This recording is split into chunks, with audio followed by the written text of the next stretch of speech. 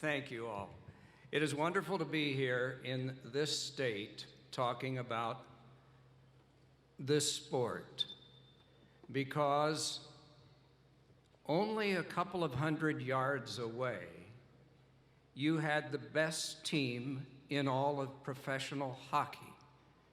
The Thunderbirds played 60 games and lost 7. Nobody in all of professional hockey did that. They won the Federal League Championship. Down the road in Charlotte, the Checkers won the regular season in the American Hockey League, and they won the playoffs too. And further away, a conference final for the Hurricanes and their state award-winning broadcaster, John Forsland. This is quite a state and quite a privilege for me to be standing here in this state. The program we all got has a lot of nice pictures. More be taken over there. But in this section here, some of them have come up already, and more will later. All of these names. And associated with each one of those names are even more names that are countless.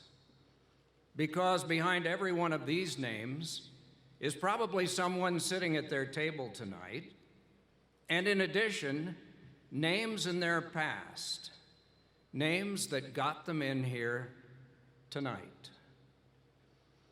Some samples from my past.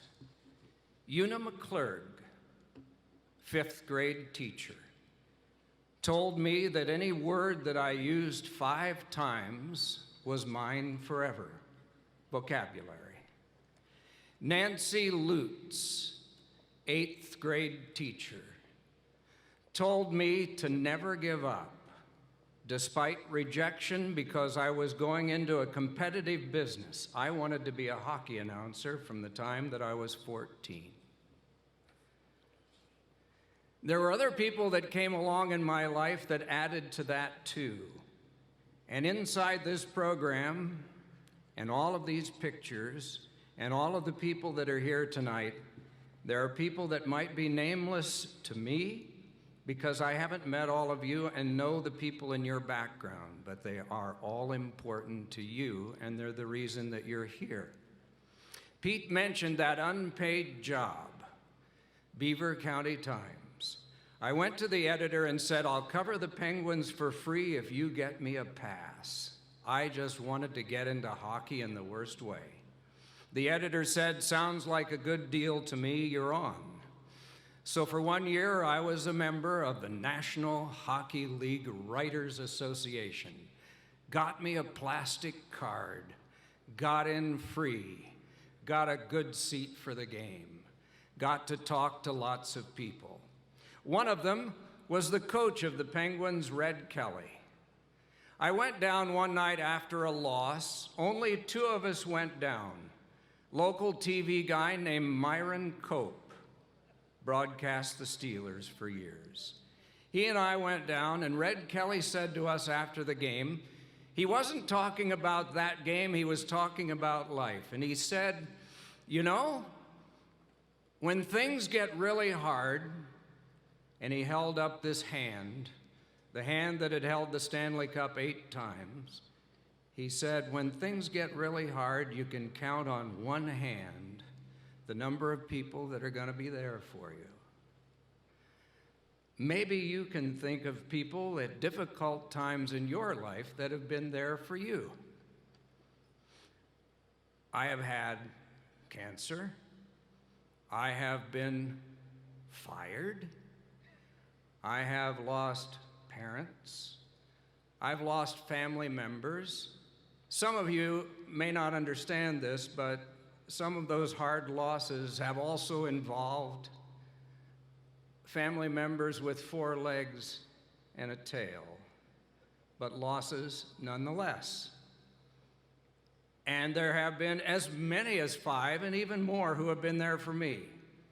Who are those who have been there for you? It won't take you long to think of them, will it? My wife Joyce of 41 years has been there for all of those, including the firing. But there were people who I didn't choose that were there too. They were chosen for me. They were chosen to be color analysts on broadcasts. The job description did not include being there for me in personal crises, but they were anyway. In chronological order, Bill Clement, Peter McNabb, Chico Resch, Eddie Olczyk. Those were the ones that were there for me. Later on tonight, when you get back home, maybe as you guys unbutton your collar, take off your tie, you ladies take off your earrings and undo your necklace, just in a brief time, you might think of those people that have been there for you in difficult times and those who got you into this room tonight just because of how important they were to your past. If you're a praying person, be thankful for them, but think of them nonetheless. That's what I'm thinking of when I come to this room with all of these significant people in broadcasting and in sports writing. Gosh, it's an honor to be here with so many people of great importance. And to be chosen in this group is even more significant because I, Tony, have never played golf with the president. I, Bob, have never interviewed for presidents.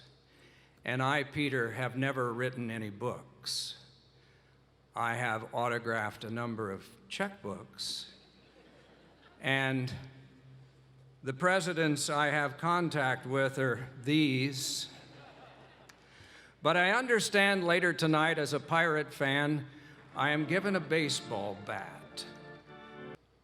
Our team isn't doing very well right now, and I think I might be able to help them because I can, at least at age 72, lay down a better bunt than they can. Thank you.